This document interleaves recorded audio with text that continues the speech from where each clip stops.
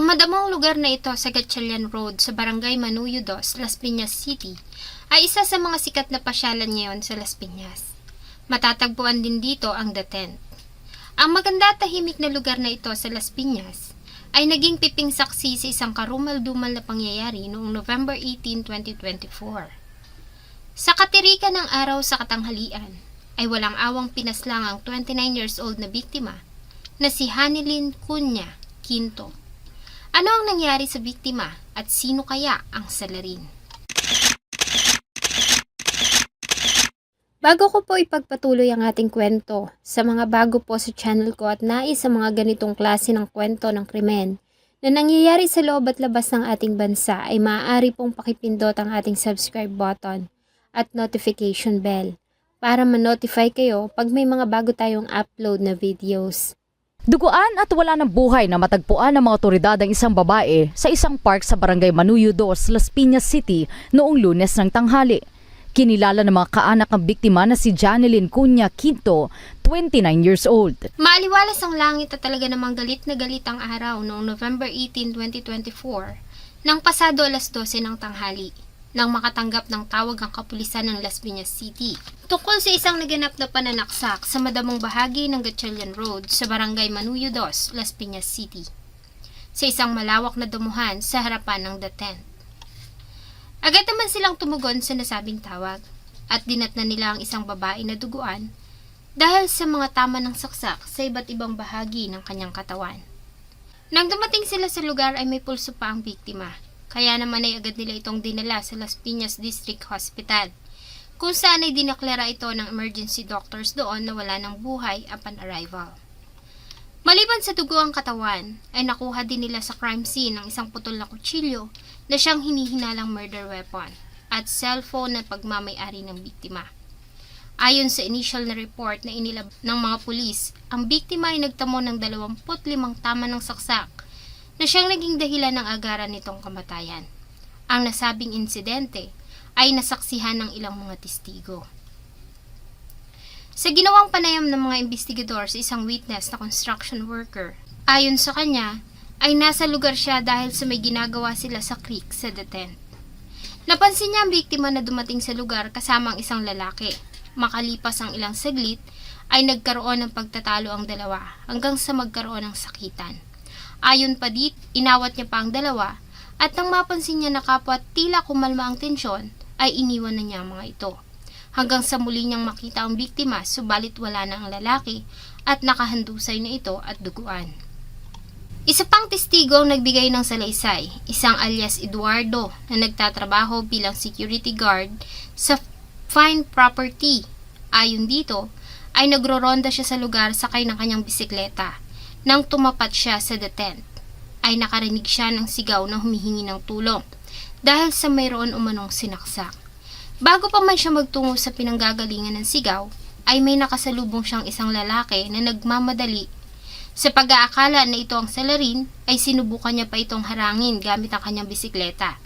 Subalit naging maliksi ito at agad na nakatakas. Siya din umano ang tumawag sa mga pulis na agad namang dumating sa lugar. Ako sa aking area. Pagtapat ko po sa tent, may sumigaw na may babaeng sinasaksak. Lumingon ako.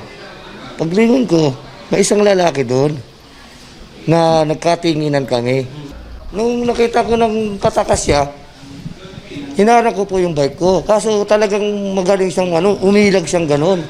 Noong una ay naging palaisipan pa sa mga investigador ang pagkakakilanlan ng biktima hanggang sa tumunog ang cellphone nito, bago pa man nila iyon ibigay sa SOCO para sa forensic analysis. Mula roon ay isang mensahe ang natanggap ng biktima mula sa isang lalaki na nagngangalang Dennis Austria Quinto. At ang nakakapagtaka, ang mensahe na pinadala nito ay ang katagang goodbye. Maya-maya pa ay isang tawag ang kanilang natanggap mula sa isang Shopee delivery rider. Tumawag ito para sa isang parcel na naka-address sa isang babae na nagngangalang Hanilyn Quinto at residente ng Pasay City. Morning, may tumawag at sinasabi niya nga na itong si Hanilyn ay meron daw order na item. Dito na nagkaroon ng lead ang mga investigador sa pagkakakilanlan ng biktima. Ang pamilya nila Hanilyn Cunha Quinto ay simple at tahimik na namumuhay sa Cavite. Si Hanilyn ang panganay at nag-iisang babae, kaya naman ito na ang tumayong breadwinner ng pamilya. Ayon sa kanila ay lumaki itong mabait at labis ang pagmamahal sa mga kapatid. Kaya naman hindi na ito nakapag-aral at sa halip ay agad na lumuwas ng Maynila para makapagtrabaho. Kahit na magpakasal ito at bumuo ng sariling pamilya, ay hindi pa rin ito tumigil sa pagtulong sa kanyang pamilya. Sa follow-up investigation na ginawa ng mga pulis, ay napag-alaman nila na ang lalaking nagpadala ng message na goodbye sa biktima ay ang dati nitong asawa na si Dennis Austria Quinto na nakatira sa Quezon City. Ayon sa report ay 9 na taon ng kasal si Hanilyn at Dennis at biniyayaan ng isang anak na lalaki. Sa hindi sinabing kadahilanan ay naghiwalay ang dalawa noong 2022. Naiwan sa pangangalaga ni Hanilyn ang kanilang anak na iniiwanan niya naman sa kanyang magulang sa Cavite dahil sa nagtatrabaho siya sa Pasay. Ganun pa man, ay nanatili umano ang dalawa na matalik na magkaibigan para sa kanilang anak. May mga pagkakataon na parehong umuwi ang dalawa sa Cavite para makasama ang kanilang anak. Sa nakalap na impormasyon ay agad na pinuntahan ng mga investigador ang bahay na tinutuluyan ni Hanilyn sa Pasay City. Nagkataon naman na nagtungo din doon ang itinuring nilang person of interest na si Dennis Quinto. Kaya naman ay agad nila itong inaresto at dinala sa police station. Pagdating sa istasyon ay positibo naman itong kinilala ng mga witnesses na siyang lalaking nakita nilang huling kasama ng biktima sa crime scene. Bagay na agad namang pinabulaanan nito. Ayon sa kanya, ay nasa bahay lamang siya ng mga oras na sinasabing nangyari ang pamamaslang. Kasi yung araw na sinasabi nila na nangyari yun, nasa bahay lang po ako noon, buong araw yun. At hindi po ako maalis. Wala po akong kinalaman. Inosente po ako. Tinignan din nila ang cellphone nito, subalit katakataka ayon sa mga investigador na binura nito ang conversation nila ng dating asawa. Dahil sa mga circumstantial evidence at sa salaysay ng mga testigo, si Dennis Austria Quinto ay agad na sinampahan ng kasong parricide sa Prosecutor's Office ng Las Piñas. Sa kasalukuyan ay nakadetain ito sa Las Piñas Police Station at naghihintay ng paglilitis. Ganun pa man sa kabila ng pagkakaaresto sa suspect, ay patuloy na nanawagan ng hustisya ang pamilya ni Hanilyn. At ang nasabing panawagan ay nakaabot pa sa tanggapan ng Raffy Tulfo in Action. Ginawa nila ito dahil sa ilang mga bagay na bumabahala sa pamilya. At dito ay isa pang lalaki ang kanilang pinangalanan, ang delivery rider na si Angelo Isaac na nobyo ng biktima. Katakataka kasi umano na ang kutsilyo na nakita sa crime scene ay ang kutsilyo na pagmamayari ni Isaac. Ayon sa matalik na kaibigan ng biktima, ay nakatanggap siya ng messages mula kay Hanilyn kung saan ay pinadala nito ang larawan ng nasabing kutsilyo na siya umanong palaging pinapanakot sa kanya ng kanyang kasintahan. Maliban dito ayon sa pamilya, ang nobyo ng biktima na si Angelo Isaac ay ilang beses na rin nilang nakasama at nasaksihan nila ang pagiging siloso nito at kung paano nito pakitunguhan si Hanilyn.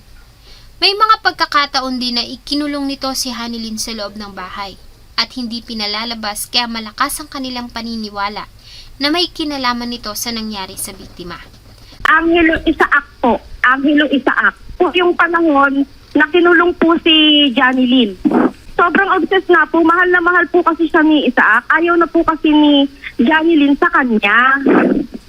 Pag-break na po sa kanya. Ayaw po niyang pakawalan. Bagay na idinulog nila sa kapulisan na nag-iimbestiga sa kaso.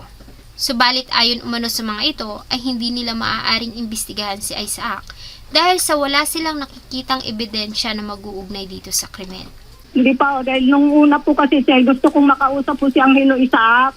Ang sabi po doon sa pulisya, hindi na pwede yung imbitahan si Angelo dahil wala naman po daw testigo yon. Ang may testigo po daw yun, yung suspect. Isa pa ay positibong kinilala ng mga testigo ang suspect na si Dennis na siyang huling lalaki na nakita nila na kasama ni Hanilyn bago ang insidente. Ganun pa man ay isa namang palaisipan sa pamilya kung papaano napunta sa crime scene ang kutsilyo na pagmamayari ni Angelo Isaac. Kung totoo nga na ang nakita ng mga testigo ay si Dennis. Ayon sa pamilya ay matagal nang hiwalay ang dalawa at alam din umano ni Dennis na may karelasyon ng iba si Hanilyn. Kaya naman humingi sila ng tulong kay Senator Raffy para maimbestigahan si Angelo Isaac na agad namang sinang-ayunan nito. Nangako ang pulis ng Las Piñas na aanyayahan nila si Angelo Isaac para sa ilang mga katanungan.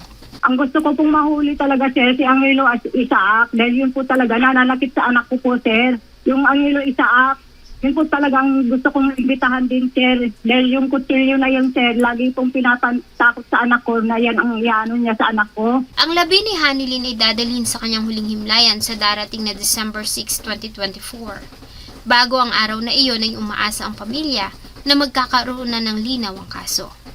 Para sa inyo, sino nga kaya ang tunay na salarin? Ang dating asawa o ang bagong kinakasama? Paano kaya napunta ang kutsilyo na sinasabing pagmamay-ari ni Angelo Isaac sa crime scene? Kung ang nakita ng mga testigo sa lugar ay si Dennis Quinto.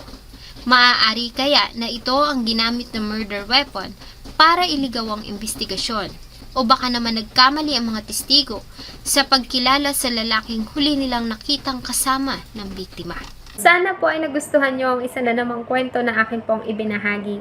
Marami pong salamat sa inyong patuloy na pagtangkilik sa akin pong mga videos. Huwag nyo pong kalimutang mag-iwan ng inyong saloobin at suggestion sa atin pong comment section. Thank you so much po and see you on my next video.